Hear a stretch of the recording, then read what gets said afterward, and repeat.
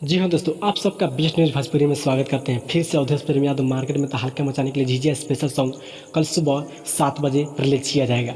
जी हाँ दोस्तों, फिर से अवधेश प्रेम यादव मार्केट में तोड़ेंगे रिकॉर्ड सबका। जी हाँ दोस्तों, चलिए बताते हैं अवधेश प्रेम यादव के कब तक गाना को रिलीज कर दिया जाएगा। दोस्तों चलिए जानते हैं। अगर आप लोग अवधेश प्रेम यादव के फैंस हैं तो चैनल को सब्सक्राइब, लाइक, शेयर जरूर करिएगा। चलिए दोस्तों बताते हैं।